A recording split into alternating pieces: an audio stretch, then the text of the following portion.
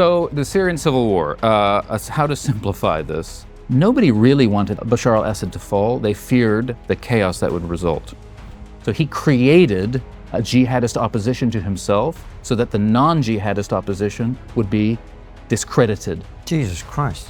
That's the kind of guy we're dealing with, right? Yeah. And that civil war lasted until last week. Both Iran and Russia realized that Bashar al-Assad was not any longer in any way a trustworthy ally, not worth the billions, not worth the blood. And so, let him go. Thomas Small of the Conflicted podcast, welcome back. It's been so long since we had you on. But Francis and I woke up a few days ago, opened our phones, and we see Bashar al-Assad has been deposed. The Syrian civil war, well, I was going to say it's over, but I don't think it is. No one knows what's going on, really. And you are one of our go-to people for that issue, on those issues. So we want to talk to you about everything that's happened, everything that might happen. But before we do, we thought it's always helpful just to get the basic ground facts established about an issue before we delve into it. So can you tell us first and foremost about what has been happening in Syria over the last 13 years now, and perhaps before that, to give us very, very kind of surface level context, which is there's been a civil war going on. Why has that been happening? Okay, so the easiest question in the world to answer. Thank you, Konstantin. It's very nice to be back, by the way. Things have changed around here since I was here last. It was just a black room. It did look like an ISIS video last time you were here. It did. Yeah. That's why you looked more comfortable. Yeah. So the Syrian civil war, how to simplify this. So it comes out of the Arab Spring. Older listeners will remember that at the end of 2010, in December 2010, a man in Tunisia set himself on fire in protest against unfair treatment by the authorities there, and that fire rapidly spread across the Arab world. One of the places that the fire spread to was Syria, which in February of 2011, but really in March of 2011, protests began there. And the protests grew. They were quite sporadic across the country. They never coalesced into one place as they had in, for example, Egypt, where in Cairo, in Tahrir Square, we remember huge protests were calling on the long-term dictator there, Hosni Mubarak, to resign. That didn't really happen in Syria in the same way. They were scattered around the country, but they were organic protests. They broke out in Syria, really against a government which now we see the images coming out of Syria now that the government has been toppled, a government of extraordinary brutality, really the worst government of all of those notoriously terrible totalitarian governments that the Arab world suffered across the 20th century. So they were fighting this government. And eventually the government did what it does and responded with violence to the protesters. And the violence spread, the violence generated more protests. Eventually, the violence turned off members of the army of the government, the Syrian army, who then defected from the army, joined the protest, then organized themselves into a kind of an opposition army, the Free Syrian Army it was called, and clashes began between the government and the opposition. A civil war broke out really at that point. And that civil war lasted until last week. And you know, in the meantime, what happened? My God, what didn't happen? Foreign powers got involved on both sides. Jihadism became a major problem in that conflict. I think people know most of all ISIS, the specter of ISIS, grew up out of this conflict, causing problems not just there, but elsewhere, including in the West. Terrorist attacks, either directly or indirectly related to ISIS, were carried out. The Russian state got involved militarily, as did the Iranian state, while proxies of other states, let's say allied with the opposition, fought them.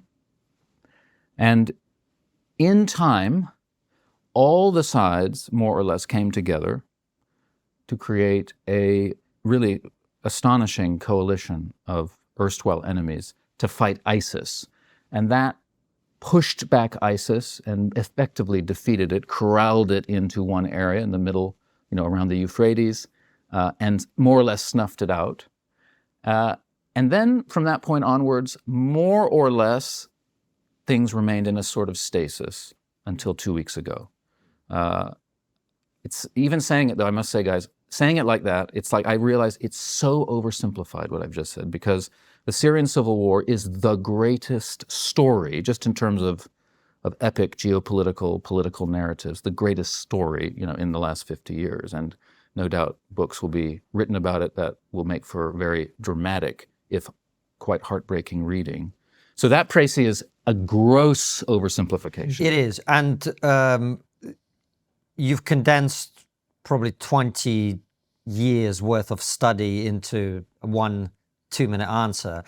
But one thing you alluded to there, and I think it's anyone who's looked into this even for a moment couldn't possibly deny this. It is a conflagration of like 5 or 6 different geopolitical actors in one place, all acting in their own interests. So again, this is going to be, very difficult to summarize in a brief answer. But can you just give our listeners and viewers a brief overview of the other players who are coming in from the outside and what they all want from this? So you've got Russia, you've got Turkey, you've got the United States, you've got Israel, and you've got Iran. Have I missed any other big? Well, and you have Qatar in the Gulf, and then maybe more generally the non-Qatar GCC states led, let's say, by Saudi Arabia mainly. So that's a big player as well. So what do each of those different players want in Syria? What do they want, or what did they want? What did they want? Because interests change. That's one of the interesting things about the Syrian civil war. I think to answer that question, I have to say a little bit more about the Syrian government that Bashar al-Assad was the president of. So the Syrian state was, it was part of the Ottoman Empire for hundreds of years. Eventually, during the First World War, the Ottoman Empire collapsed, was defeated by Britain and its allies. And in the wake of that collapse, the French were given a mandate over provinces of the Ottoman Empire that eventually coalesced into the modern nation state of Syria. In 1944, during the Second World War, that mandate, that state was wrested from the French, from Vichy France, and eventually emerged as an independent state, which was extremely unstable. It was immediately unstable, and over the next 20 years, it suffered many, many coups, while at the same time, a very oppressive security apparatus was being built up. Who built up that security apparatus? Nazis, to some extent, who had fled to Damascus after the Second World War. Communist, East German, sort of communist operatives working really for Egypt, which at one point united with Syria. An oppressive security apparatus was being built up, which was already in place when Hafez al-Assad came to power there in 1970. He was the leader of the Ba'ath Party, which had come to power 7 years earlier in a coup, but he took over the country and really upped its oppressive security apparatus further and turned Syria into a Ba'athist, that's a sort of vaguely left-wing Marxist-Leninist vanguard revolutionary state, totalitarian, based on his power, and he established this state, which existed then until last week. So then in the year 2000, after Hafez al-Assad died, his son Bashar al-Assad came to power. Now Bashar al-Assad is a fascinating character. He was not the eldest son of Hafez al-Assad. The eldest son of Hafez al-Assad, who had been groomed to take over, his name was Basil, and he was the real deal. If you're a dictator, you want a son like Basil. He was, he had down to his knee. He was a real tough guy, right? But sadly, in 1994, he died in a car crash. And all eyes then shifted to the younger son, Bashar al-Assad, who at the time was in London, of all places, studying to be an eye doctor. And by all accounts was a soft-spoken, rather meek kind of guy, had not had not sort of spread around very widely in London that he was the son of a dictator in Syria. But, the father came calling. He was whisked home. He was forced through the military. He was turned into a Syrian leader. And in 2000, he becomes president. Now, at that point, something happened called the Damascus Spring, when all eyes thought maybe this new young, he was only in his early 30s, this new young president will change things in Syria. And briefly, people thought that might happen. But then, in the context of 9/11 and the launching of the war on terror by the United States, the global coalition against the war on terror, Bashar al-Assad felt threatened because, well, for obvious reasons. The state of Syria had long been an ally of Iran. Iran now part of the axis of evil, according to the United States. Syria didn't know, would it be next? When America invaded Iraq, Syria really thought maybe we are next. So Bashar al-Assad started to play the games that his father had always played, playing regional actors against each other, employing terrorism or supporting terrorist actors when it suited him to cause chaos. The same old story, as a result of which, in the mid-2000s, the country was sanctioned. It was very much kind of put out in the cold by the American-led world order, and that's where it stayed until around 2009, 2010. A rehabilitation effort began. People tried to reach out to Syria again. The West did. The GCC countries like Saudi Arabia and Qatar. Turkey did. Basically, all the players in the region and in the world looked to Syria and to Bashar al-Assad and thought, we've got to rehabilitate relations with him and bring him back on side. And that's where things were in early 2011 when the Arab Spring arrived in Syria. So initially, nobody wanted Bashar al-Assad to go. They thought, and Bashar al-Assad had given them to think this, that it was possible that he was going to reform the country in a way that would preserve the integrity of the state of Syria, answer some of the demands that the protesters were leveling at the government. At the same time, one by one, many other Arab states had already fallen to the protests. Syria was the last major Arab country for the Arab Spring to come to, and so the West, its eyes were all over the place. It just basically couldn't, it just couldn't deal with Syria. It was dealing with Libya. It launched a war there. It was dealing with Egypt. A long-term dictator had already fallen. Saudi Arabia was dealing with Bahrain, where protests had happened and where the GCC sent in troops to quell the protests. So Syria, in a way, was kind of not the focus of attention. And so everyone was just hoping that Bashar al-Assad would reform. So that's where the international community was at when the Arab Spring broke out. However, Bashar al-Assad and his state security apparatus responded with violence, continued to respond with greater violence, did not do much, did not really do anything really to reform things. They just returned to the old Hafiz al-Assad playbook of attacking the Syrian people with violence. So by the end of 2011, things had changed. Turkey had turned against Bashar al-Assad. Qatar, which had been a very big supporter of Bashar al-Assad, had turned against Assad and decided that they would, using Al Jazeera mainly, which is a Qatar-owned satellite news channel, that they would take advantage of the destabilization there, as they had in other places around the Middle East during the Arab Spring, to support the opposition to Assad, hoping that maybe if they were supporting the opposition, that when the Assad government fell, they would be in prime position to have great influence in the country. And the United States finally came out and said, and Barack Obama, the president at the time, came out and said, Bashar al-Assad must go. This was relatively late. It was clear that the Americans didn't really want Bashar al-Assad to go. They didn't know what to do. They did not want the Syrian government to fall because of the chaos that would inevitably result from that, given that just across the border in Iraq, there was great instability as a result of the American invasion there, the Iranian supported terrorist campaign that started against the American troops there, etc. The country had devolved into chaos. Given the fact that across the other border in Lebanon, There was great instability, largely as a result of chickenery by the Syrian government, which had always had a big role to play in Lebanon, Hezbollah causing problems, etc. So it was a powder keg part of the world. Israel's just there as well. There's a long border with Turkey. Turkey has problems in that area with Kurdish terrorists. So nobody really wanted Bashar al-Assad to fall. They feared the chaos that would result.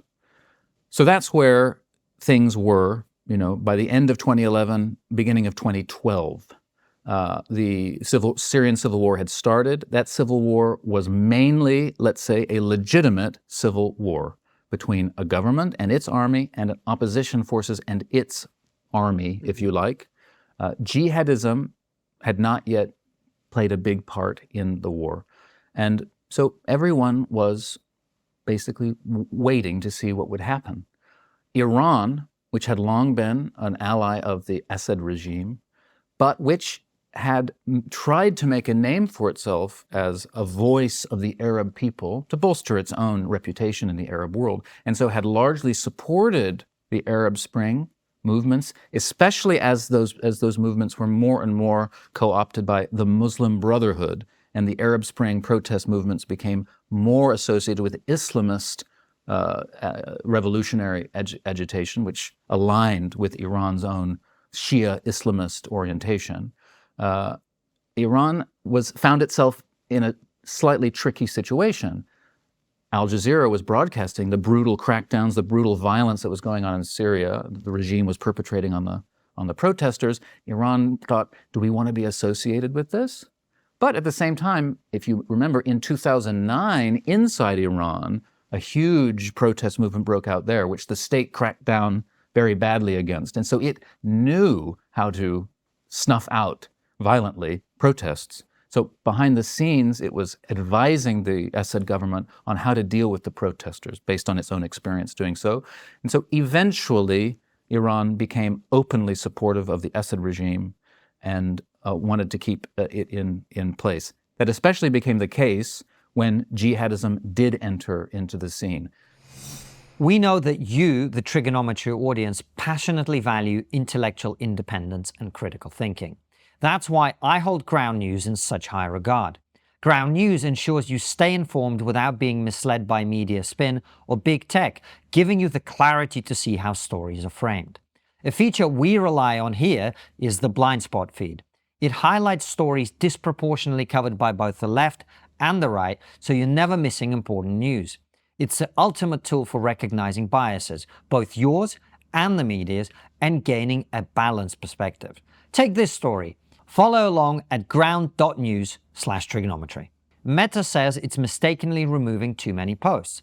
Ground News reveals that coverage from right-leaning outlets far outweighs that of left-leaning outlets. Why? Perhaps because it challenges the narrative about big tech's impartiality.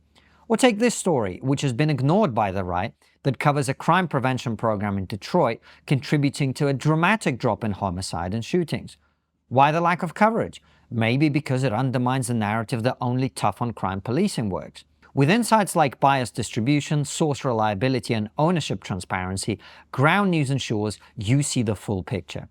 You can't get this level of news analysis anywhere else. Right now, you can get 50% off their unlimited Vantage plan at ground.news/TRIGGERnometry. It's the best deal of the year and includes all the features I mentioned here and more. And if you're already a subscriber, you can gift Ground News to friends or family at 50% off too. Your subscription helps Ground News restore transparency to the media, which we fully support at TRIGGERnometry. How did jihadism enter the scene? Very complicated question. One way it entered the scene for sure is that at one point, Bashar al-Assad released from the prisons of Syria, including and primarily the notorious Sednaya prison that we're all now seeing images from as the rebels liberate the prison, and all these just really horrible scenes of unspeakable, like something literally out of the concentration camps of the Holocaust. Terrible scenes. The Sednaya prison had housed a lot of global jihadist fighters, which the regime wanted nothing to do with. Bashar al-Assad released them as he had previously released them 10 years earlier or so, or 8 years earlier, so that they would go to Iraq and fight the Americans there. He did the same thing again, only this time hoping that they would fight against his regime and therefore tar the opposition with the brush of jihadism. So he created a jihadist opposition to himself so that the non-jihadist opposition would be discredited. Jesus Christ. That's the kind of guy we're dealing with, right? Yeah. That's mental. It's what happened. It's what happened. Now, jihadism tends like a moth, like moths to a flame, to attract other jihadists. And in Iraq in 2011, a new offshoot or a kind of a new version of an old enemy there, of the United States at least, an enemy of the United States, which had been al-Qaeda in Iraq, and then became known as the Islamic State in Iraq, sent to Syria. This is the Syrian civil war is already happening. So Islamic State in Iraq, and its leader, Abu Bakr al-Baghdadi, who would eventually become the notorious caliph of ISIS, he sent a Syrian man back to Syria to start there an offshoot of Islamic State in Iraq there. That man was known by the nom de guerre of Abu Mohammad al-Julani. Now, flash forward, that is the man who now sits at the top of power in Syria. So that was in late 2011, January 2012. He came to Syria and set up secretly an offshoot of the Islamic State in Iraq there, known as Jabhat al-Nusra, the Nusra or Victory Front, the Nusra Front. For about 2 years, nobody knew what this outfit was.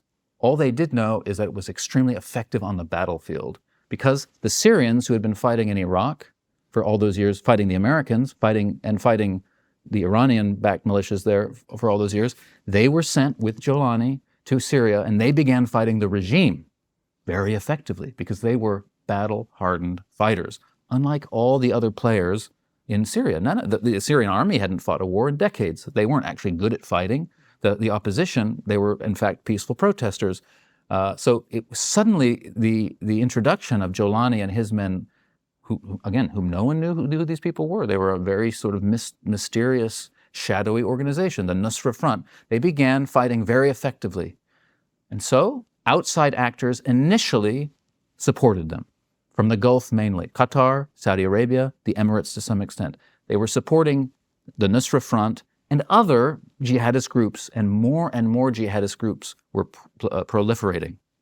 Now, in 2013, Abu Bakr al-Baghdadi comes out and says, the Nusra Front is an ISIS or an ISI, an Islamic State of Iraq affiliate in Syria, and he says, and I announce now the formation of the Islamic State in Iraq and Syria, ISIS, and I am the caliph of this new Islamic State. Well, Abu Mohammad al-Julani in Syria said, well, no one told me about this. I don't want to be actually, subservient to this guy. I'm a Syrian. He's not a Syrian. I'm actually really dedicated to overthrowing Bashar al-Assad. He's dedicated to starting up this caliphate. So there was a clash. Openly, Julani denounced this and said, no, I'm independent. Now, he had paved the way for this by going over Baghdadi's head and speaking directly to al-Qaeda Central in the AfPak border, and got them to agree to make him their direct affiliate. At that time, Baghdadi was an affiliate of al-Qaeda. ISIS was kind of a branch of al-Qaeda, but al-Qaeda was already realizing that this Baghdadi guy was pursuing a different aim from them. So they didn't really like him. So Julani took advantage of that to get them to sanction him as an al-Qaeda branch on its own. Now, that put him in a huge problem. A lot of his fighters defected from him to ISIS. They supported Baghdadi. And then for years, a huge intra-jihadist war broke out in Syria between the Nusra Front, ISIS, other jihadist organizations. They were all fighting each other. And as we remember, ISIS came out on top for a long time. It grew and grew. It conquered huge swathes of territory, not just in Syria. It took the very important Iraqi city of Mosul, causing unspeakable death and destruction as it went. We all remember the images It was truly jihadism at its rock bottom worst. Unspeakable brutality. And that's where things were, let's say, in 2014, 2015. But I just need to stop the story there because there are other players involved. Other things were happening. If we rewind a couple of years, so now we have the Assad regime is attacking the protesters, is attacking these new jihadist actors. The war is becoming very violent.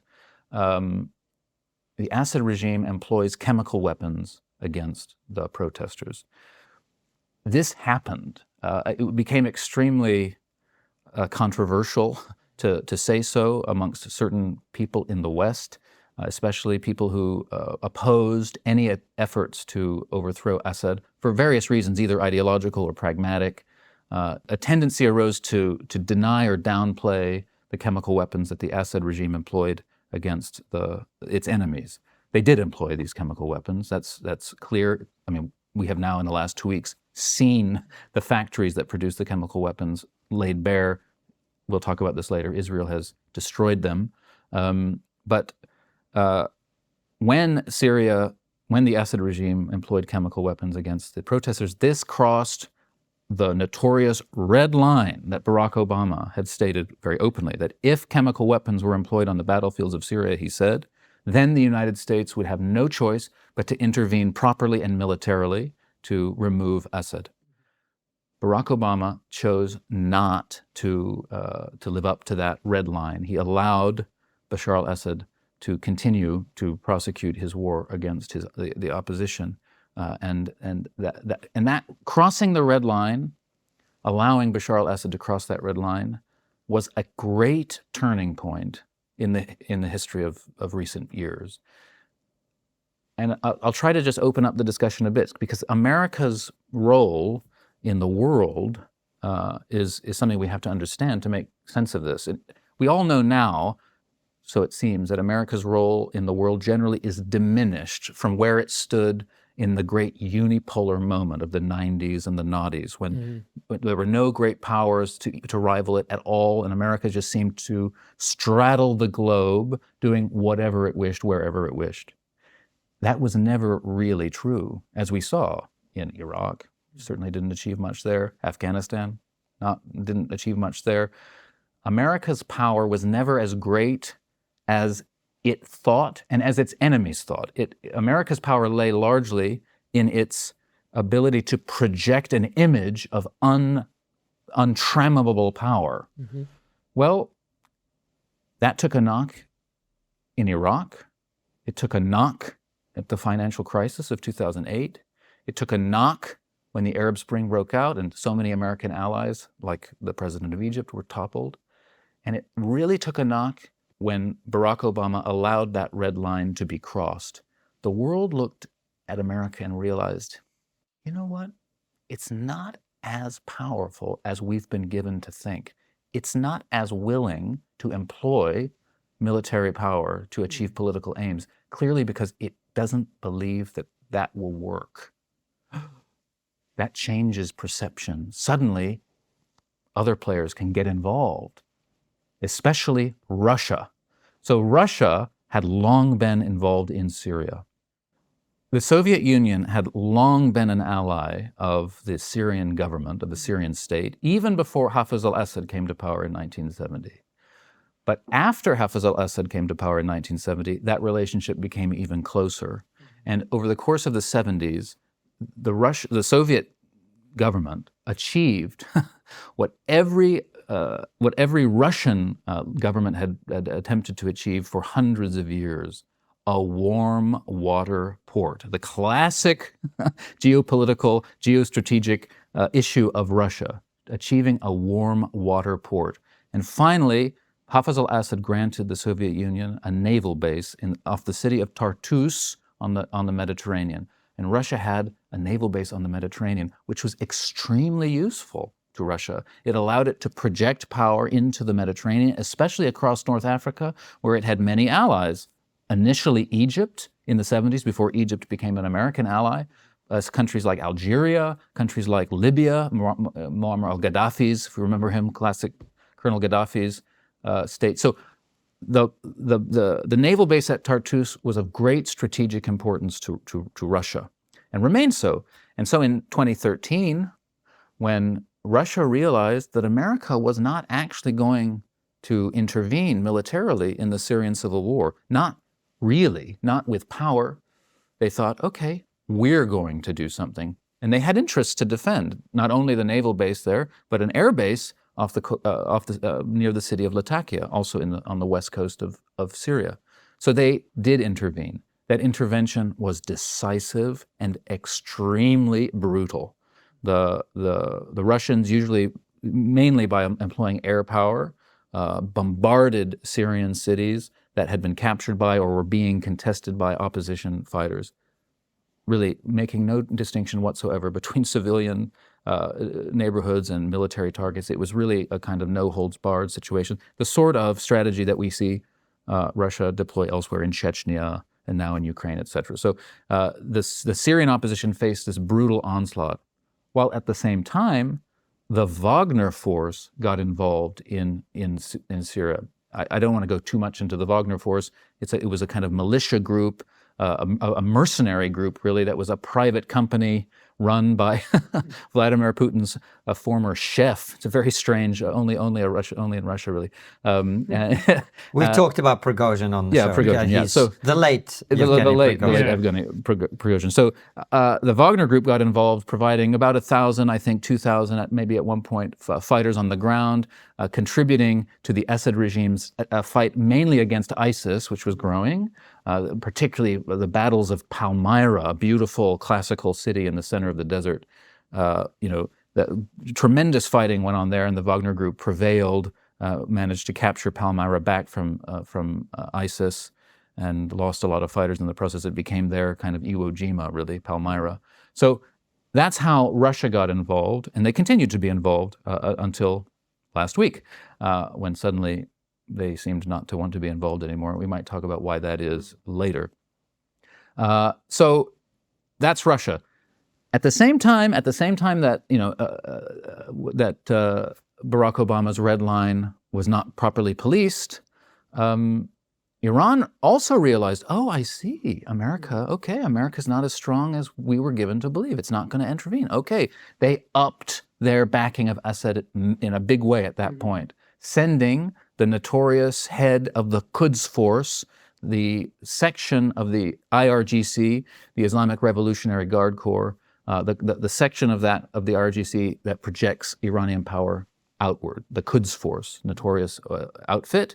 Its head, Qasem Soleimani, was sent to Syria, and he teamed up with the head of Hezbollah, a proxy group based in Lebanon that answers to its paymasters in Iran, and the head of Hezbollah, Hassan Nasrallah, the late Hassan Nasrallah, and the head of the Quds Force, Qasem Soleimani, the late Qasem Soleimani, they got together and they hatched a plan on how to really support the Assad regime, to make sure the Assad regime would survive. Now, in fact, the Ayatollah back in Tehran, Ali Khamenei, we think now on his deathbed, although he's been on his deathbed for years, opposed this plan initially. He wasn't quite sure. He thought, this is going to be very expensive. This is going to require a lot of manpower. But Soleimani and Hassan Nasrallah together convinced him, no, we can do it. Hezbollah fighters, we'll ship in fighters from Afghanistan, we'll do whatever it takes. We're going to support the Assad regime. And the supreme leader, Ali Khamenei, said, go for it. Over the next 10 years, the Iranian state spent about $30 billion in Syria supporting Assad, and IRGC trained and commanded forces were really, really merciless in their prosecution of Assad's counter-revolutionary aims. I mean, really tremendous butchery that went on. I want to stop and just remind people, we're talking tremendous butchery. They're discovering now that probably in the last 10 years, 100,000 Syrians were disappeared by the regime. Just disappeared, lost into prisons, tortured, killed, crushed by these terrible machines they have that crush the bodies down, boiled in acid. These are terrible things that are being revealed about this regime. And the Iranian-backed forces were supporting the regime and played a big role in the regime growing and growing in strength. So that while the regime and all of these other players, including the opponents of the regime, were working together in one part of Syria to fight ISIS, in the other part of Syria, the regime, backed by Hezbollah and Iran and helped from the air by Russia, were able to take back a lot of land that had been lost to the opposition. The city of Aleppo, the most populous city in Syria, historically its richest and most sort of commercially important center, had been cut in two between the forces loyal to the regime and the opposition forces. But in 2016, 2017, the government was able to take it back entirely, and over time forced all of the opposition forces, more or less, in that part of Syria, the west, the northwest part of Syria, forced them into one governorate, Idlib governorate, a smallish provincial city, Idlib, in northwest Syria, that was the capital of a province, if you like. And basically all of the different forces fighting the regime were pushed into this province. Not all of them, but a lot of them, because we haven't even talked about the bloody Kurds. I don't know if we'll be able to get to them, but they were fighting ISIS more than anyone else valiantly, and they became a big ally of the United States. They remain an ally of the United States. For how long is open to question. But the Sunni, let's say Sunni opposition of Sunni Arab opposition of the regime was pushed into Idlib province, and there it was in 2017, more or less there. And now, in fact, I take it back, we do have to talk about the Kurds, because around that time, another player intervened in a big way, Turkey. Okay, so Turkey, very, very big, very powerful state to the north of Syria. It has long prosecuted a counterterrorism campaign against a Kurdish nationalist group called the PKK, who seek to achieve for the Kurdish nation a nation state of their own. The Kurds were the people above all peoples who, in the breakdown of the imperial powers that occurred during the course of the First World War, were left without a nation state of their own. Millions of Kurds were divided between the new states of Turkey, Iran, Iraq, and Syria. In the 1920s, these Kurds, or some of these Kurds, were organized by the Soviet Union, and a Kurdish Soviet was established as the Soviet Union was trying to expand its power. Remember, the Soviet Union did expand into countries like Azerbaijan and Armenia. The Soviet Union was moving into that part of the world.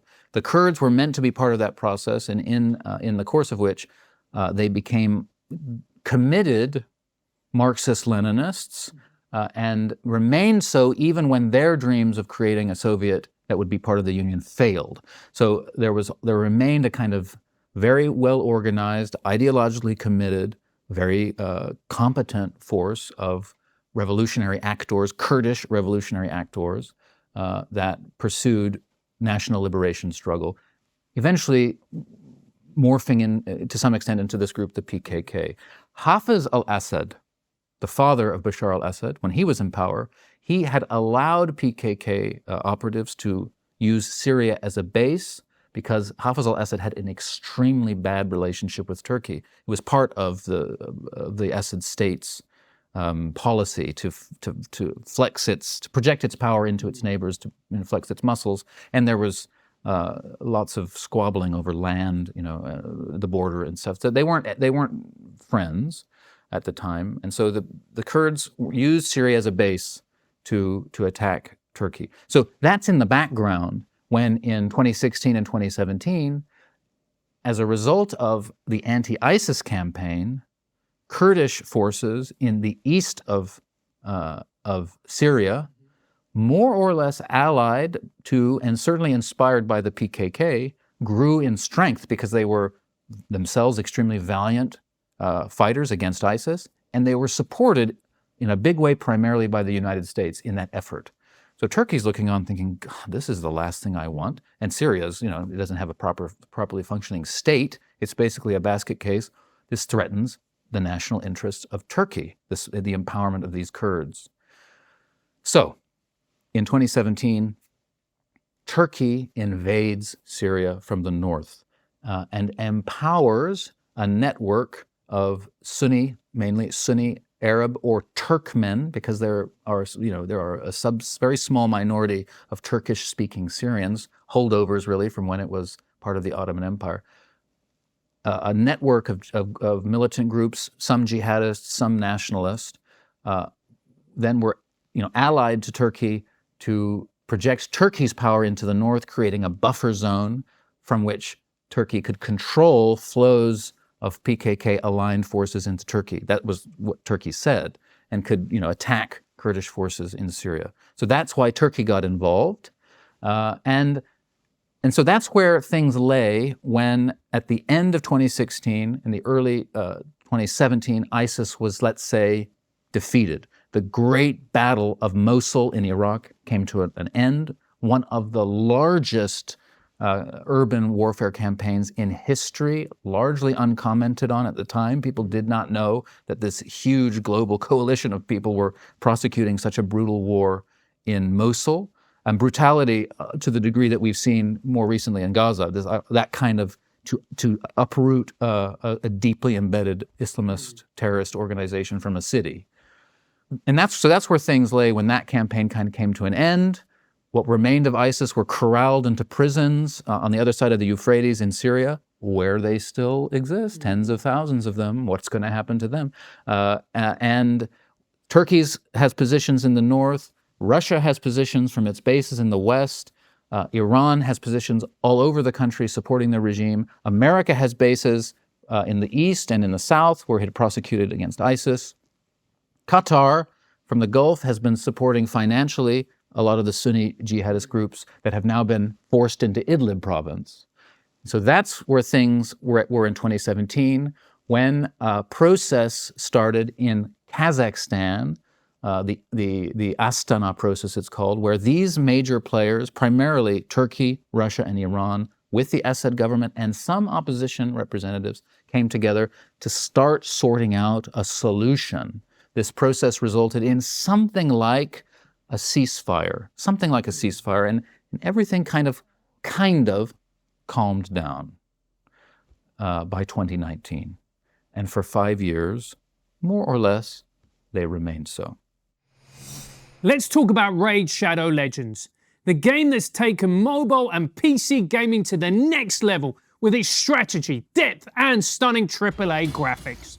Right now, Raid is kicking off an incredible Christmas event. Want to win $5,000, gaming consoles, smartphones, Amazon gift cards, or exclusive in-game loot? It's easy. Download Raid using my link or QR code, then head to xmas.raidrpg.com, enter your Raid ID, and start playing the special minigame to save Santa by throwing snowballs at the boss. But remember, you only have 24 hours after downloading to join the event, so don't wait. Starting Raid right now is the best time ever.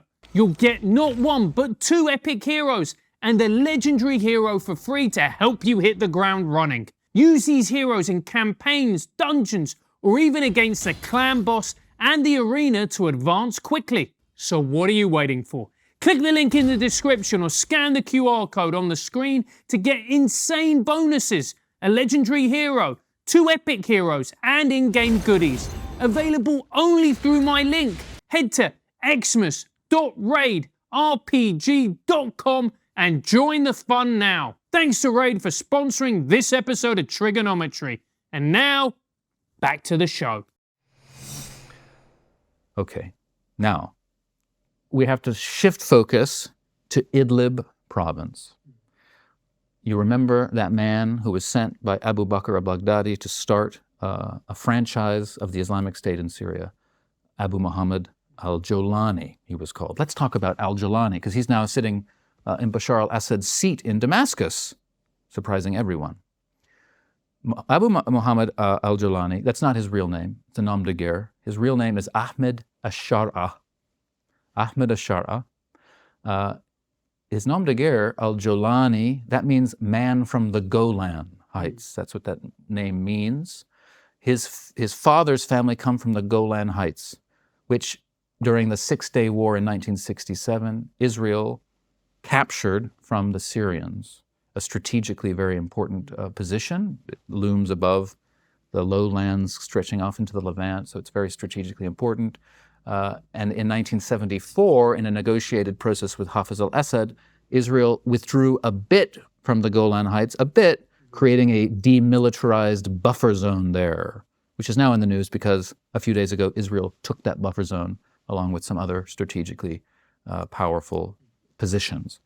So Ahmed al-Shar'a is from that part of the world. His father is from that part of the world and had been a political activist opposed to the Assad regime in the name of Nasserism, a different form of Arab nationalism.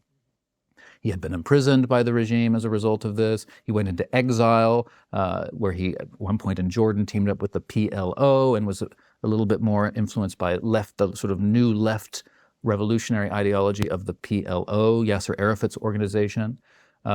Eventually, he made his way to Riyadh, where he got a job as an oil engineer, and where his son was born, Ahmed. So Ahmed al-Shar'a, Abu Mohammad al-Julani, was born in Riyadh in 1982. He's a millennial. I think that means a lot, actually, when we talk about the future of Syria. When he was 8 years old, the family moved back to Damascus. His father, it seems, kind of gave up political activism. He grew up in a relatively prosperous neighborhood in Damascus, a middle-class neighborhood.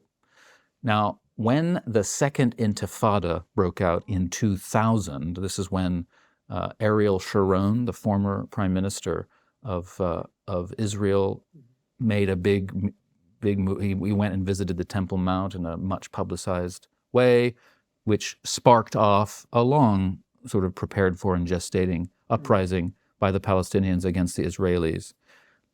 This Second Intifada, which predated 9/11 by 6 months or so, energized the Muslim world, the Arab world especially, because it was being broadcast on the first proper satellite news channel in Arabic that allowed for the first time Arabs to be sort of singing from the same news hymn sheet, going over the heads of national broadcasters, Al Jazeera.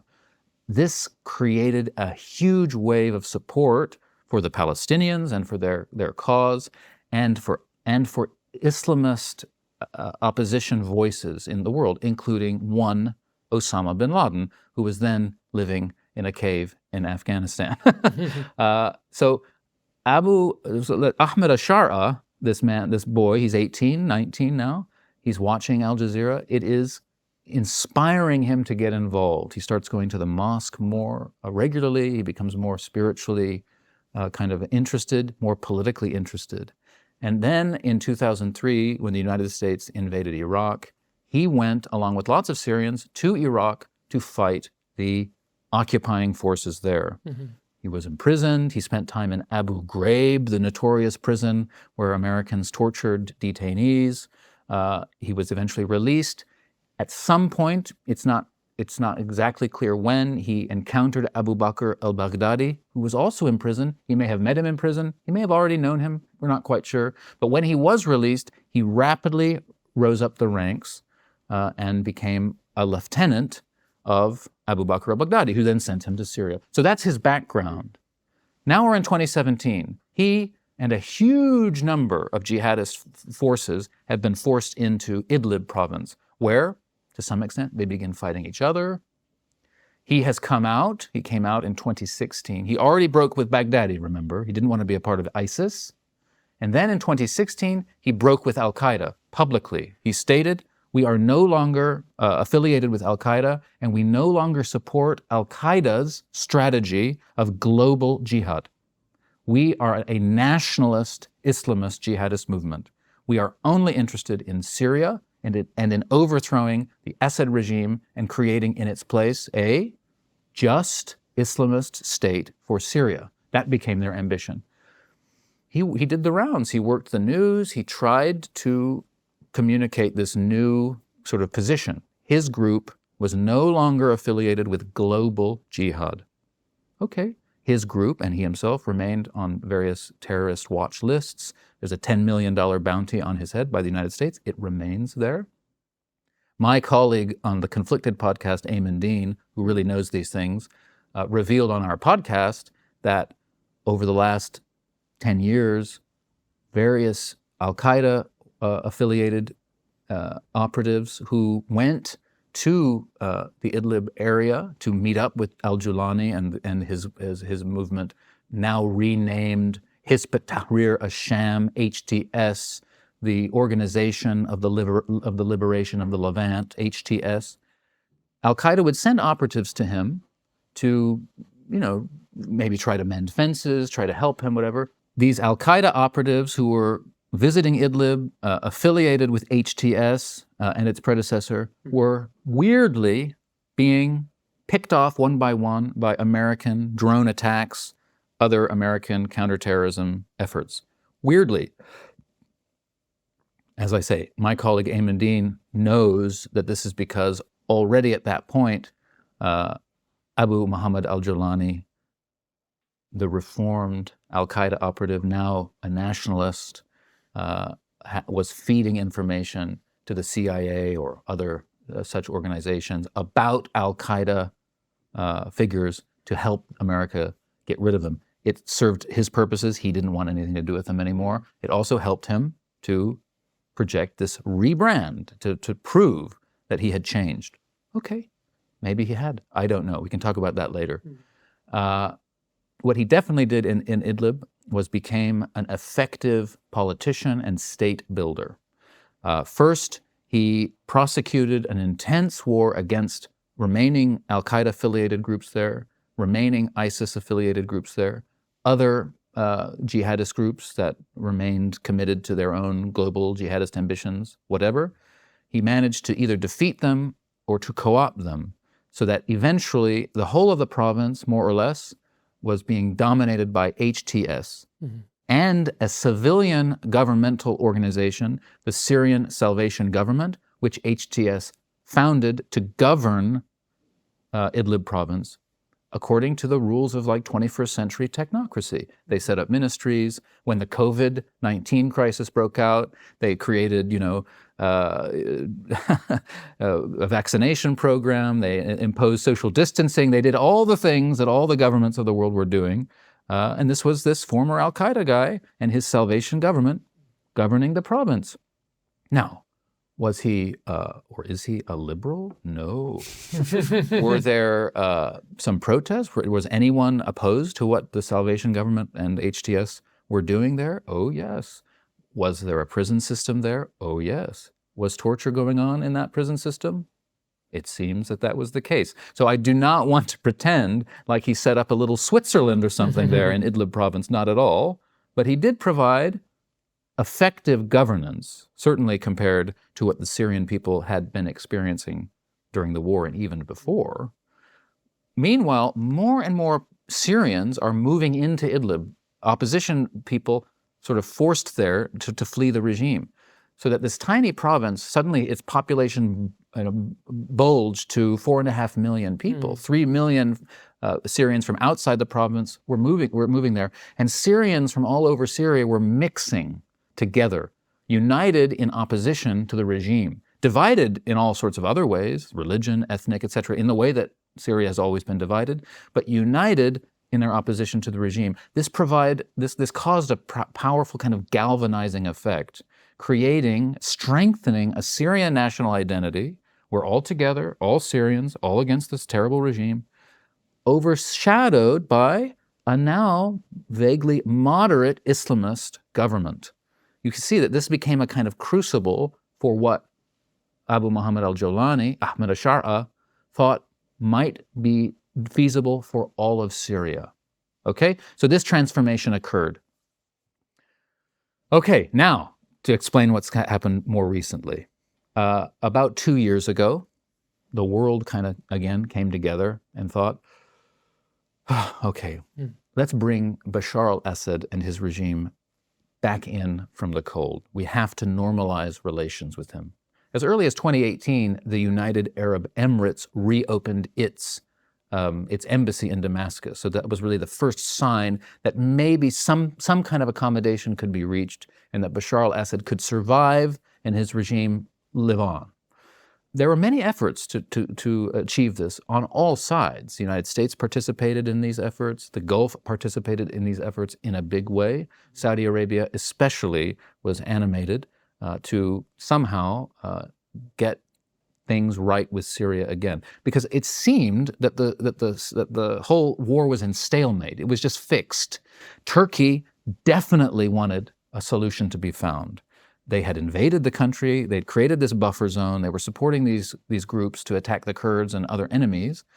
But they had also had millions of Syrian refugees pour into their country, which was causing electoral problems for President Erdogan. Can you imagine a situation where lots of immigrants cause political problems on the ground? It was happening in Turkey. The very successful political party that President Erdogan leads was being, pressure was being put on it by the opposition, because you got to sort out this immigration problem. At the same time, anti-Syrian attitudes were on the rise in Turkey. The Syrian refugees themselves could tell that they were less and less welcome. A solution needed to be found. And so Erdogan, working together with the Gulf and these other actors, was reaching out to Assad. Let's get round the table.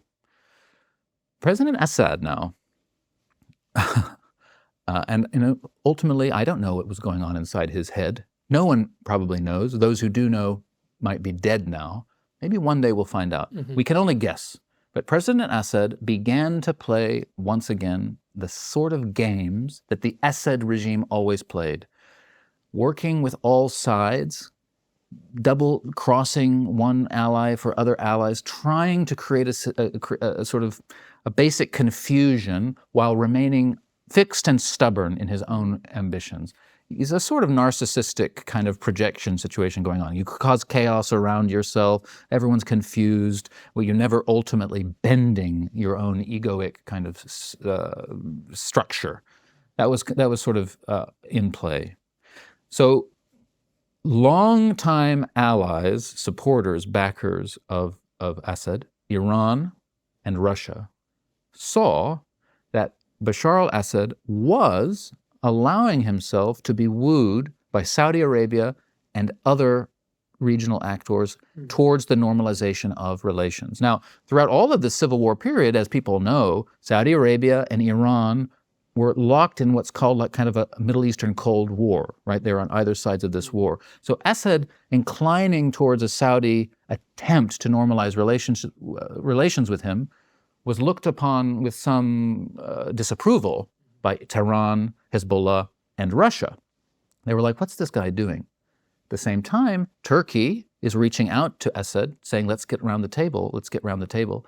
And Assad was refusing to do so because he had these maximalist demands that Turkey withdraw all of its troops before he meet with them, or that the amount of the buffer zone that Turkey was allowed to maintain would be limited beyond what was feasible. He just was playing silly buggers and not getting around that table.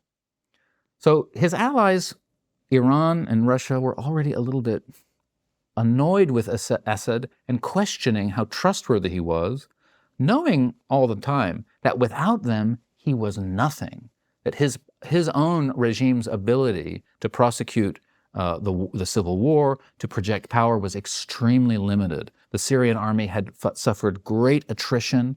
There had been a lot of desertion from it.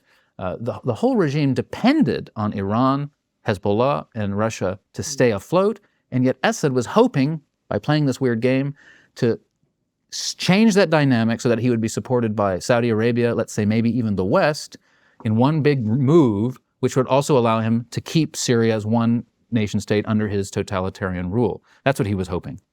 There's another dimension to this part of the story that is extremely interesting and just adds another layer of intrigue to the whole Syrian civil war thing. So when Assad begins to incline towards Saudi, thinking, okay, Saudi wants normalization, I can use that desire for my own ends here, he brings to the table some leverage. And that is because one thing that happened over the last 14 years is that, desperate for money, suffering from sanctions of all kind, bleeding treasure on the battlefields of the civil war, desperate for money, the Syrian regime, in collusion with Hezbollah mainly, has become a huge narcotics trafficker. the largest drug baron in the Middle East, particularly by smuggling Captagon tablets, which are manufactured in factories in Syria and in Lebanon, into the Gulf.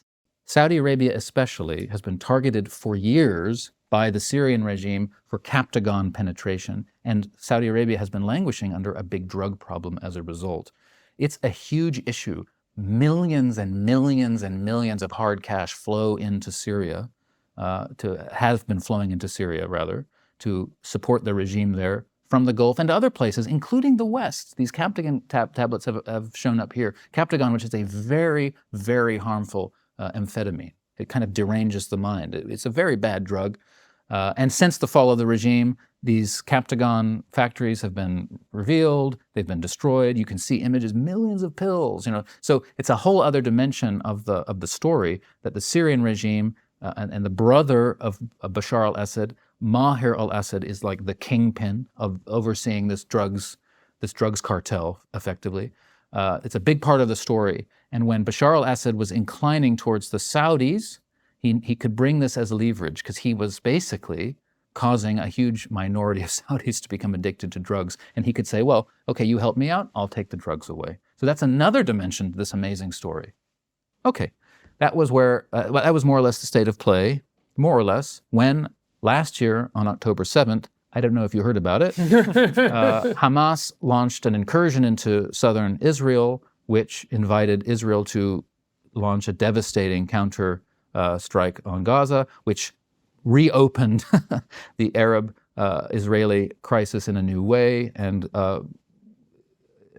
led to Israel really flexing its muscles, projecting its power, and over the following year, crushing Iran's network of proxies in the neighborhood. In August, most spectacularly, Hezbollah, which was the largest non-state militia in the world. Lots of fighters, lots of armaments, very sophisticated, battle-hardened by this point because they had fought like devils for Bashar al-Assad on the battlefields of Syria. So they were no shrinking violets, or whatever the expression is. And yet, as we saw, one by one, Israel assassinated the leadership, including the leader himself, Hassan Nasrallah. The exploding pagers took out the mid-ranking cadres all in one go. It was this kind of astonishing thing to witness, very much weakening Iran's ability to project power in the region. This opened up a period of ceasefire negotiations between Israel and Lebanon, between Israel and Hezbollah. Those negotiations finalized on the 27th of November. Part of the conditions of the negotiations was that the ceasefire did not apply to Syria. So Hezbollah operatives in Syria were not safe from any Israeli attack based on the ceasefire. That's an important kind of point, because that morning, surprising the world, an offensive began, launched from Idlib province in northwestern Syria, led by Abu Mohammad al-Julani and HTS against Aleppo, well, in the direction of Aleppo, this big northern city. In October, it is known, the plans for this offensive were discussed with President Erdogan of Turkey and the security apparatus there, with the hopes that maybe the Turkish-aligned forces along the north, in that bit that Turkey controls, would join in on the offensive to get some land back. You can imagine Erdogan considered it. That would increase his negotiating position with Bashar al-Assad. But at the same time, Bashar al-Assad had been so intransigent against meeting him at the negotiating table, Erdogan might have thought, this is just going to make him even less willing to come.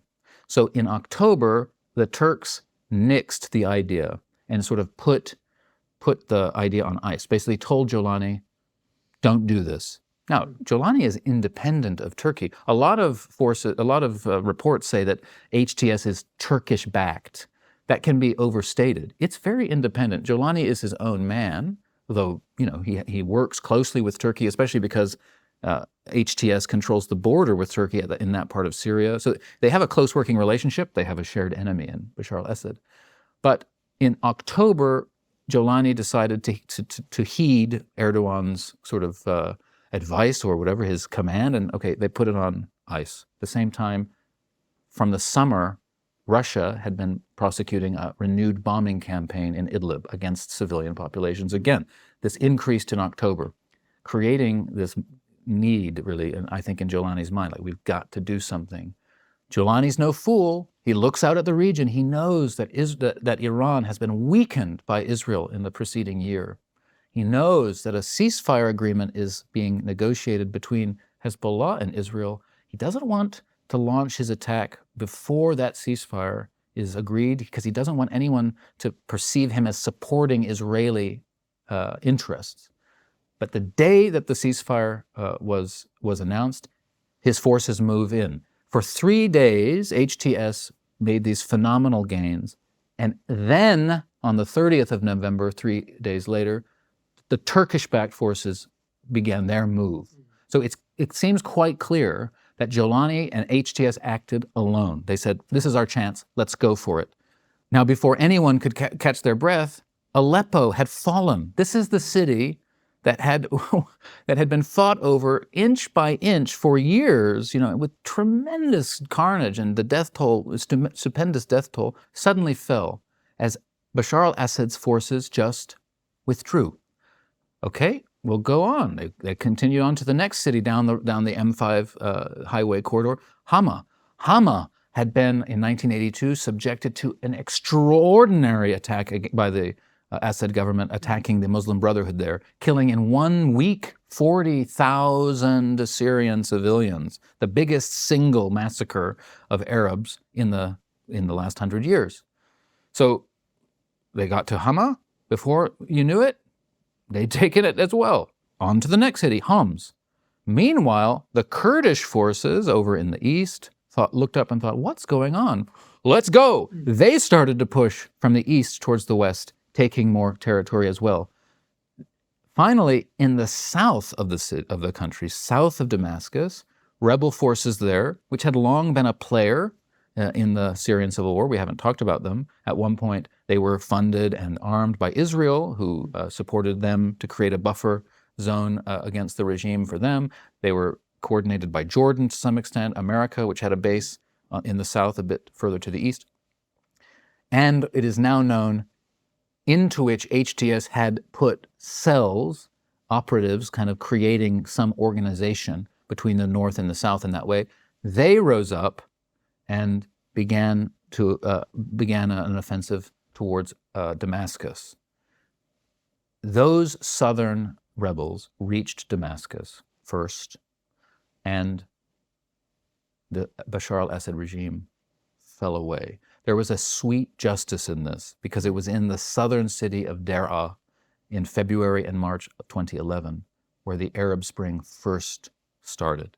And it was against those protesters that the Assad regime had first violently responded. What were they protesting against? At the time, they were protesting against terrible mistreatment at the hands of the notorious Mukhabarat of the Syrian state, the intelligence operatives who would kidnap their teenage boys, rape them, castrate them, dump the bodies in garbage cans, to make sure everyone knows who was really in charge.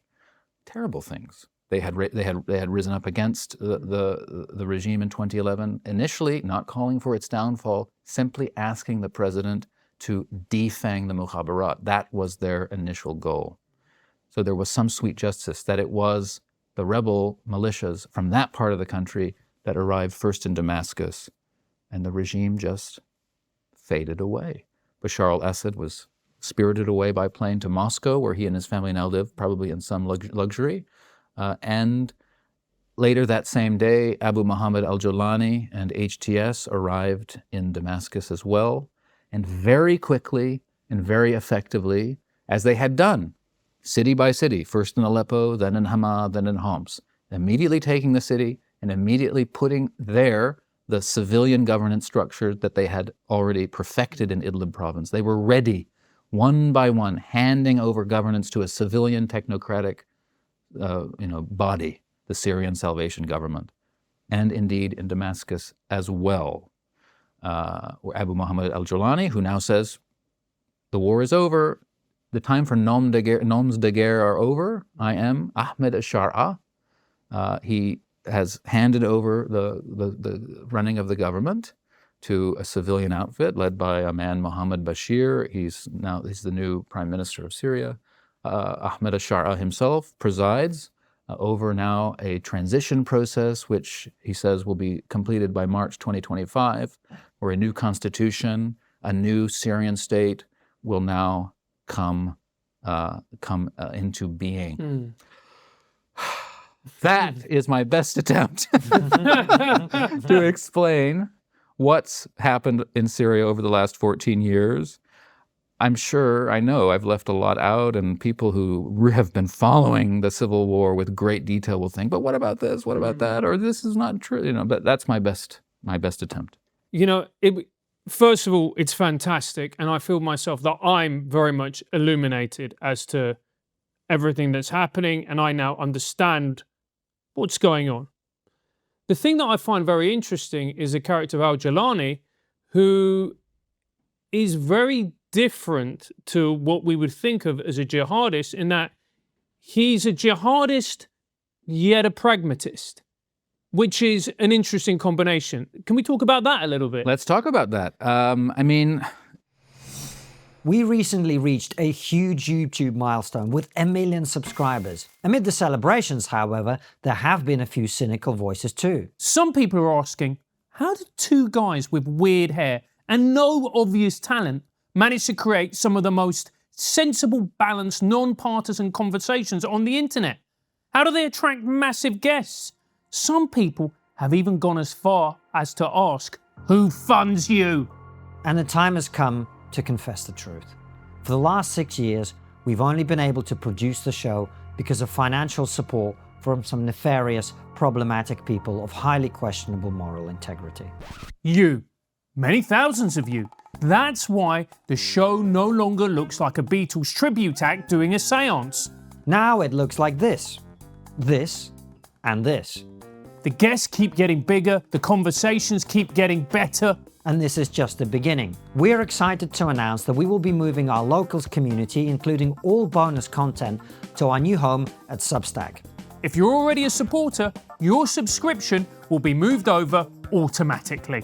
As for the rest of you, this is your chance to step up and join us as we go to the next level.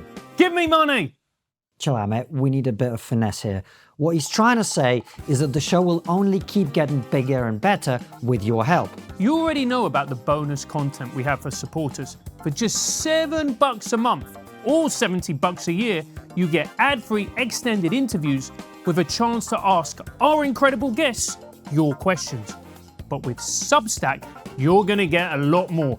Insightful articles on upcoming guests, a weekly newsletter, the ability to chat with each other on the app, both privately and in threads.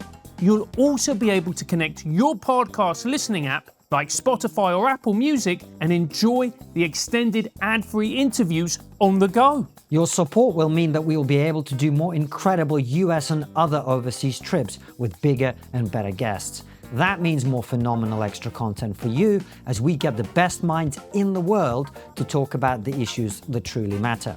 No bullshit, no fudging, just an honest conversation with a fascinating person. Plus, I'll be able to afford a proper haircut. You're not going to get one, but at least you'll be able to afford one. Good point. Click the link and join 40,000 people like you to make the show you love better again.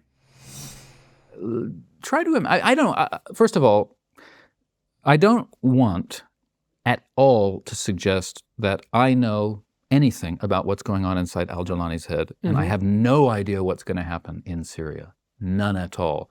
I don't know if al-Julani is in fact now a moderate Islamist, maybe more like a Muslim Brotherhood kind of person than like a Osama bin Laden-inspired global jihadist kind of person. I don't know if that's really true. He says that it's true. I don't know if that's true. So what I'm going to say now is I'm going to speculate now about this, but I don't want anyone to think that I'm supporting Abu Mohammad al-Julani. I don't really know. I don't feel in a way that I have a dog in the fight. I am glad that Bashar al-Assad's regime is gone, because it was the worst regime. So I'm glad about that. I don't know about what has taken over in its place and what will emerge. I really don't know. But let's try to imagine, we can put ourselves in Abu Mohammad al-Julani's head. He was 19, 20, 21 when he was radicalized by the events that were unfolding at that time. The Second Intifada, 9/11, etc., the invasion of Iraq. He goes to Iraq, he fights.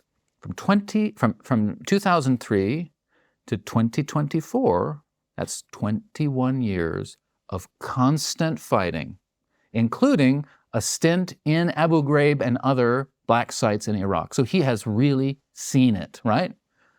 But what has he seen? He's seen al-Qaeda fail. ISIS really fail. ISIS's failure was really fundamental because it revealed just how sick global jihadism is when taken to its logical extent. ISIS was the best advertisement against global jihadism that anyone could have ever conceived. Many Muslims who might have flirted with global jihadism before recoiled in horror when they saw really what it meant. So Abu Mohammad al-Julani is watching all this happen and saying, you know what, I'm a Syrian. I hate this fucking Assad regime. I want the Assad regime to fall. That's what I want. And frankly, this global jihadism thing doesn't seem to be working. He's now in his late 30s. He's in his early 40s. He's changing. You know, people change, especially from their I mean, what were you doing when you were in your early 20s? And now, over all the last years, meeting people, learning new things, no doubt your views have changed. Maybe you're more of a pragmatist or a realist or a middle-aged man. You know, it's what happens. So maybe that's what's happened to Julani. He's just grown up. He wants to be effective, i.e. a pragmatist. He wants to govern Syria according to the governmental system that he feels provides the greatest degree of justice, which is, of course, an Islamic system in his mind. But does he want to fight America? Does he want to support suicide bombers blowing up the Manchester Arena? Does he want to cut off people's heads in the public square and everyone's filming it on their phones? Does he want that? Maybe he knows that doesn't work. That leads to disaster. So maybe he is now pragmatic.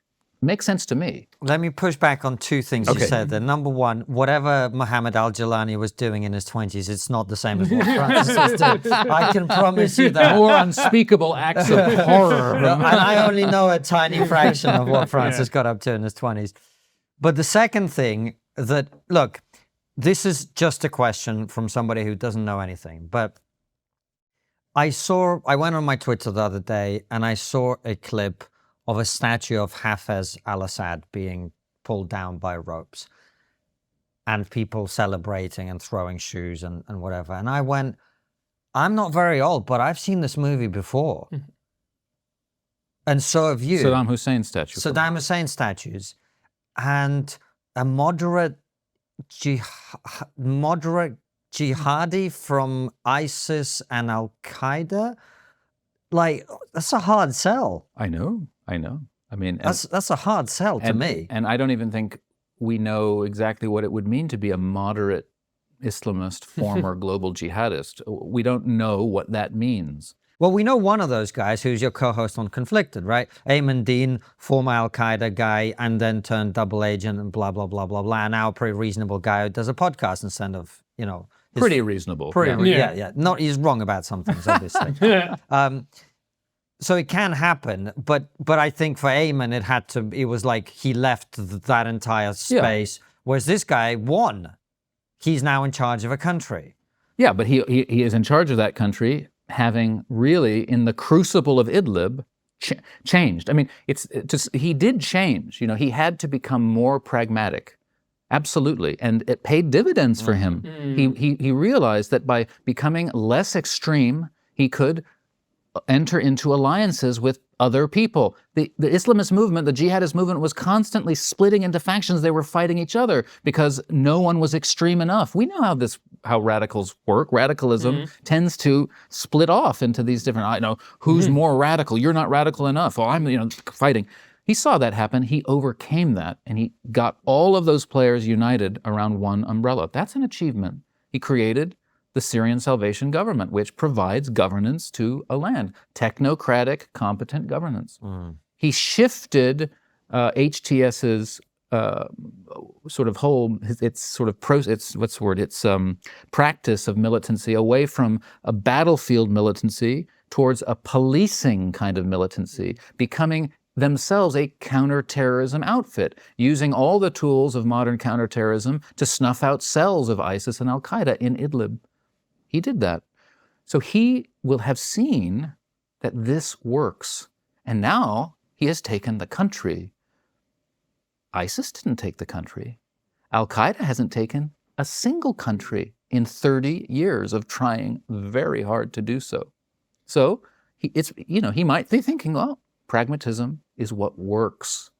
You're talking about pragmatism that works.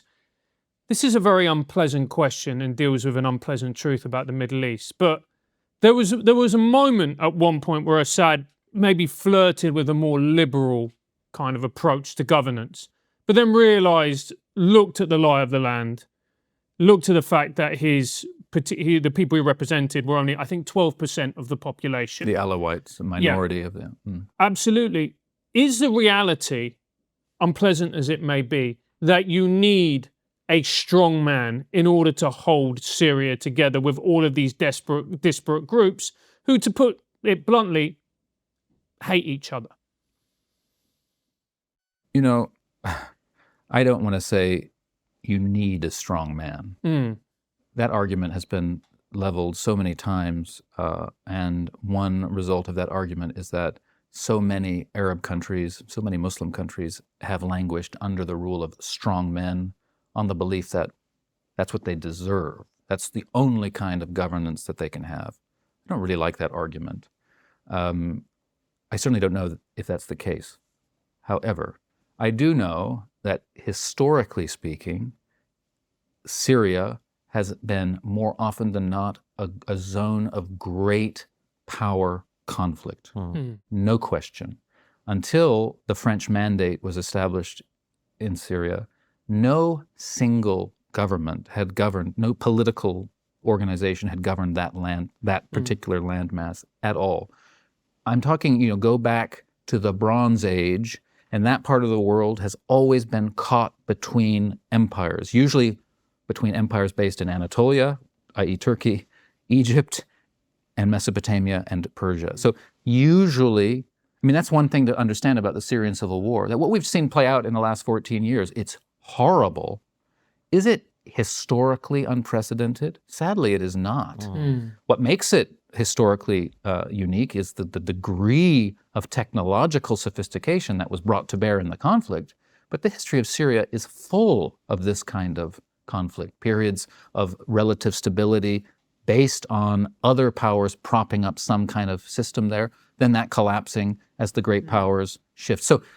So I would like to answer it that way. I'm not saying that what Syria needs is a strong man. I don't know that.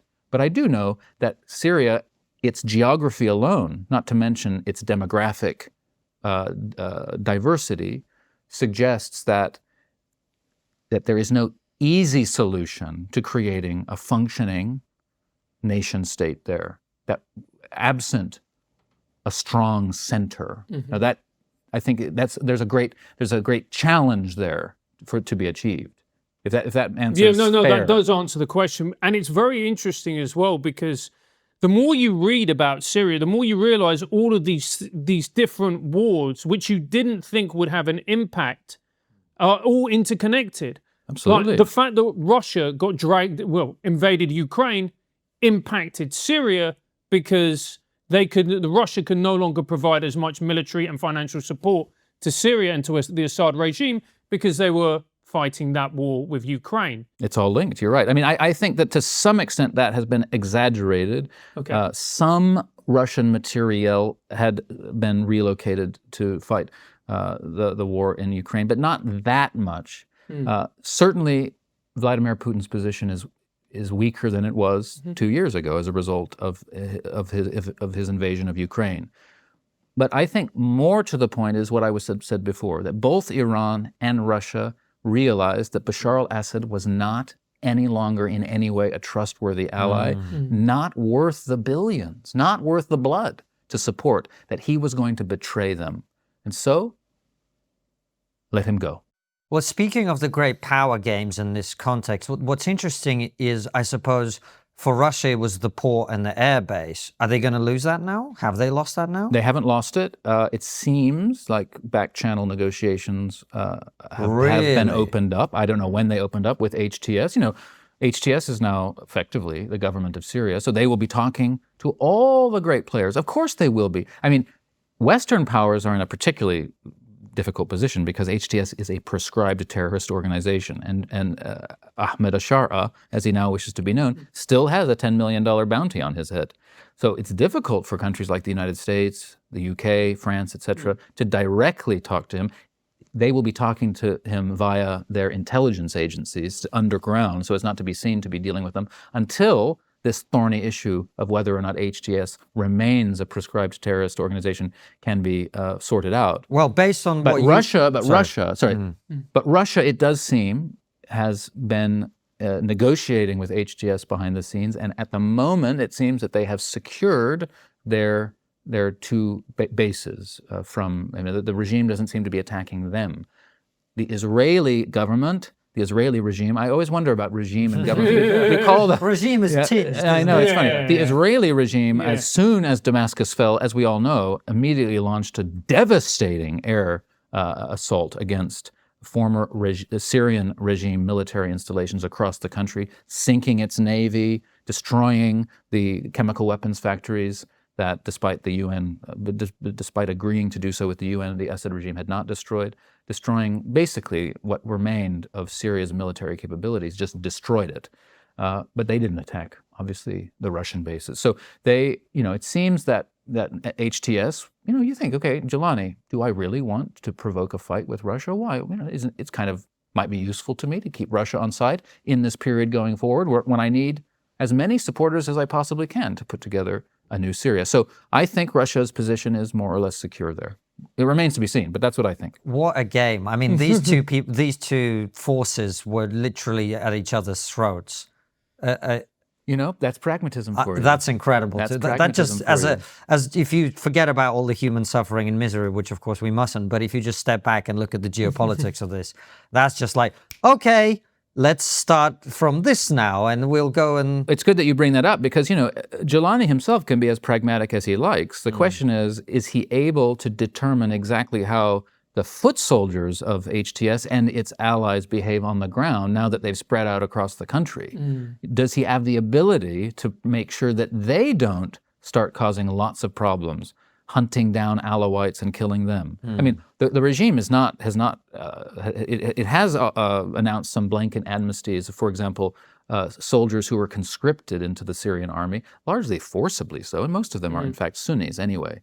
But the Alawites who were really affiliated with the regime, particularly those associated with the security apparatus, there has not been an amnesty against them. They have been found, already executions have occurred. And there are reports, Christian communities in Syria, of which there are lots of Christians in Syria. Are they worried? It seems that they're worried. Can this be overstated? It seems that it can be overstated. It serves the purposes of some actors to inflate the anxiety of minority groups, to discredit the government. It's hard to know exactly, but certainly religious minorities will be wondering, at the very best, what does this mean? Does this mean returning to a form of governance that governed this part of the world for over 1,000 years, where a Sunni Muslim state governed more or less according to traditional Sharia law?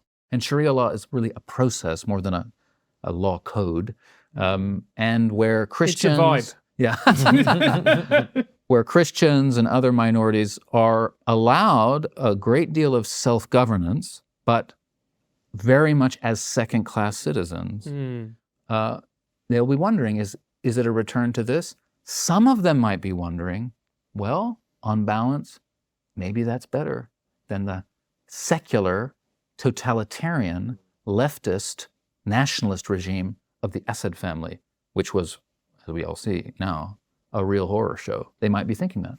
And one final question before we wrap up for me is, it seems that if you are right, which you may or may not be, as you yourself say, about this guy becoming more of a pragmatist and governing in that way.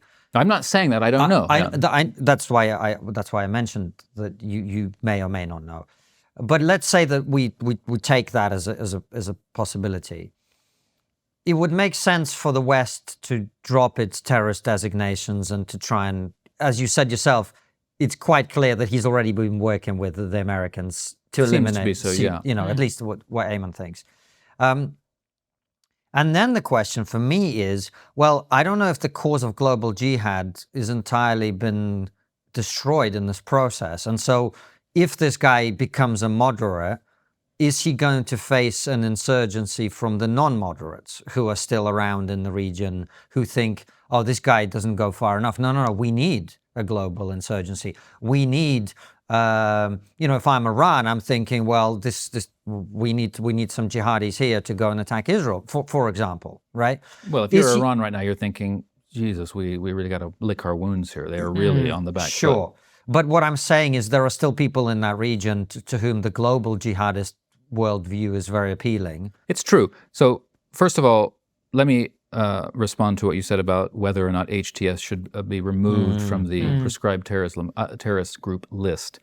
If I were President-elect Donald Trump, I would think, well, this is a way of getting some leverage over HTS around any negotiation moving forward about the future of Syria. I can use the prospect of being removed from that list as a means of getting some concessions from al-Julani moving forward. So that's probably what I would do if I was the United States at the moment.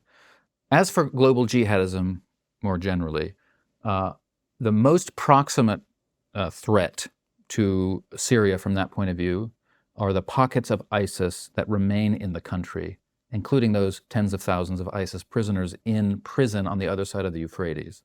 So if, as is possible, Turkey allows for a diminishment of Kurdish power in Syria, Kurds now who have been governing that part of Syria with the Americans in order to keep ISIS down, if that is somehow upset, maybe there could be a resurgence of ISIS.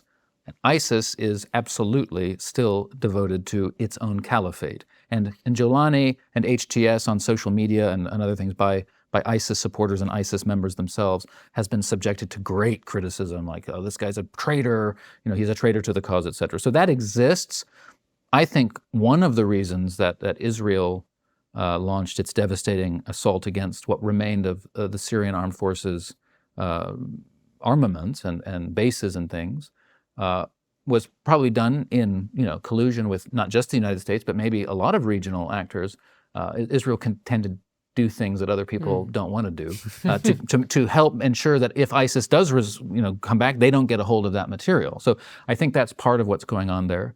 But if we zoom out and look at global jihadism more generally, and this is the most important thing really to realize, that if you're still stuck in September 11th, 2001 thinking, when the global war on terror was launched as a result of those terrorist attacks, and the invasion of Afghanistan happened, and the invasion of Iraq happened, and black sites were set up, and all that whole thing, Zero Dark 30, all of that time, if you're still in that headspace, you've got to get out of it.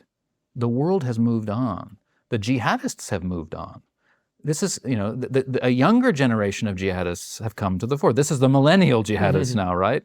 They have seen the mistakes that the older generation made. They have seen how every jihadist effort got bogged down in either inner jihadist fighting or were crushed by other forces, the Americans, the French, whatever. So there's a transformation generally. We see this across the Sahel, that strip of land south of the Sahara Desert, which has seen a lot of terrorist fighting, names like Boko Haram and other Al-Qaeda in the Islamic Maghreb, and all these groups. They are undergoing transformations themselves, a bit like what we've seen in HTS, as their ambitions become more regional, more local, and it's about getting territory, governing that territory.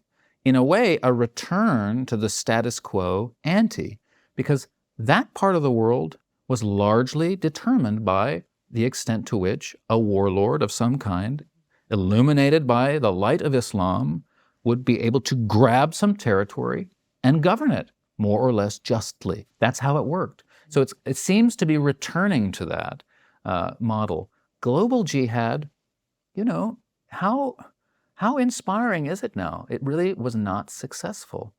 If you look, where are the successes? The Taliban now control Afghanistan again. They survived.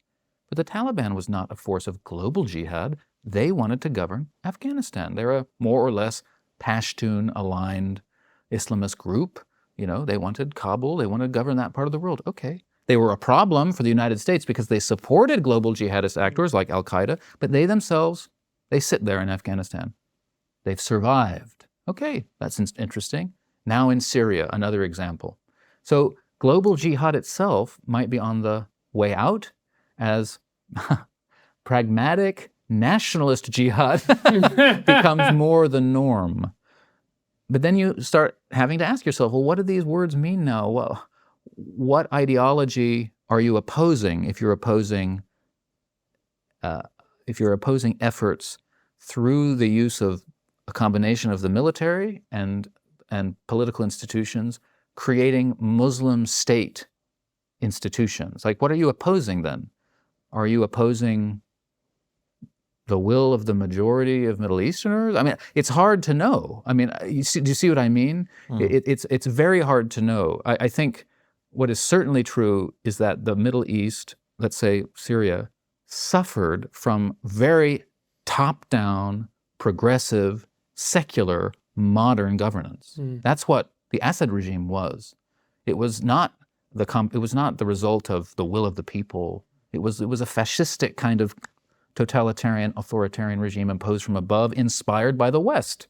It was not Islamist. It was Western. The Ba'ath Party was inspired by nationalist, romantic nationalist, crazy, rhetoric from Europe. So the Middle East had that kind of imposed from above. Now, it wasn't liberal.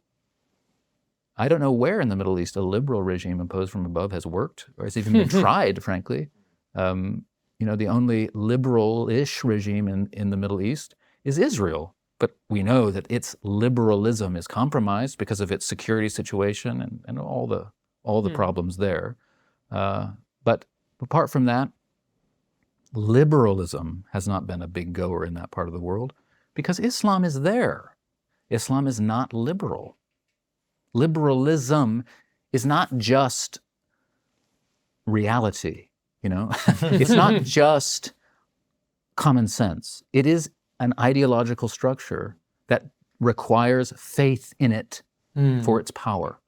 And that's the thing, that someone like Julani thinks that Islam is what you think liberalism is, just the way things are. A political system that corresponds to reality. There is a God. God will provide security, justice, and wealth for those nations that are governed according to his will. This isn't for him, a kind of religious belief that exists in his own heart, separate from some secular space that's not how he sees the world. For him, that's just true. And liberalism, in his view, is the radical ideology that is ungrounded from reality because it denies God, it denies objective morality, and he looks and it leads to the atomization of society, the decline of family, the decline of neighborhood. So I'm just saying that where does that leave us? I don't know. Right now in Syria, a terrible totalitarian regime has fallen. A possibly moderate Islamist regime has taken over and is going to try to create a more just government for the Syrian people, according to its own lights. And in that effort is already reaching out to possible partners, including in the West. So all we can hope, without deciding in advance that this is impossible, all we can hope is that cool heads and pragmatic solutions-based thinking prevails, that Syria does not, as is very possible, devolve once again into civil war as various factions based on ethnicity, sect, whatever, fight each other, and that more or less malign external actors don't intervene again to serve their own national interests. That's what we can hope for. That's what I hope for. Because I lived in Syria for a year in the noughties. I loved the country when I was there. It's been heartbreaking for all of us who love the country to see what's gone on there all these years. And so we could just hope that moving forward, a just solution that is the true expression of all the peoples of Syria's will comes to triumph there. So before we head on over to Substack, where our viewers and listeners get to ask their questions to you, the final question is always the same. What's the one thing we're not talking about that we really should be? Before Thomas answers the final question, at the end of the interview, make sure you click the link in the description, go to our Substack, where you'll be able to see this. Is there an example of a Muslim-dominated government that moved from a radical Islamist stance to a more moderate non-jihadist one? We haven't talked about what this means for Israel. What does this mean for Israel? What is the probability that this fighting might spread outside the borders of Syria? Well, you asked me this question 6 years ago or whenever it was I was last on the show, and I think people were listening because my answer then was what we're not talking about enough is religion, the importance of religion and the possibility that religion might be true. That's what I said, that we, often at the time, it seemed that no one ever was stopping to consider the possibility that religion might be at least corresponding to something that is true about the nature of reality. I think in the last 5 years, there's been a big change in that regard, and more people are beginning to take religion more seriously.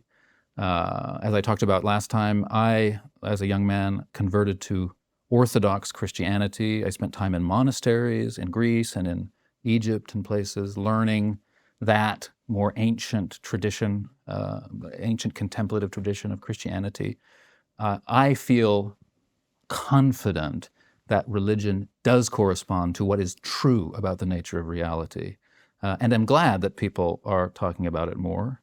And now, shameless plug, I'd like to say that if anyone is interested in learning more about the ancient, intelligent, psychologically illuminating, contemplative tradition of Eastern Christianity, I have started a Substack called Life Sentences, where I offer audio podcast reading through ancient mystical texts and offering commentary to make those texts more explicable. And I also write pieces about theological, more spiritual, psychological themes.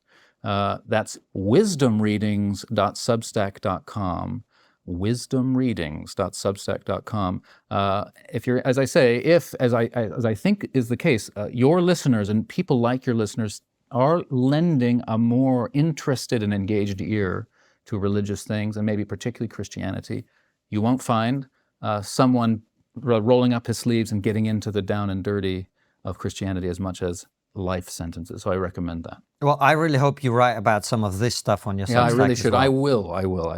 I really do hope, because I think there's a huge audience for that. People would love to get, because you sat down, we asked you one question, you gave a 15-minute perfect answer. That is one of the most illuminating things I've ever heard on the subject. So, well, thank you for the opportunity, Konstantin and Francis. It was great to have you on, but we've got more because we're going to head on over to Substack, where Thomas is going to answer your questions. If no single group can control Syria, then fighting will break out between these tribes, factions and warlords. What is the probability that this fighting might spread outside the borders of Syria?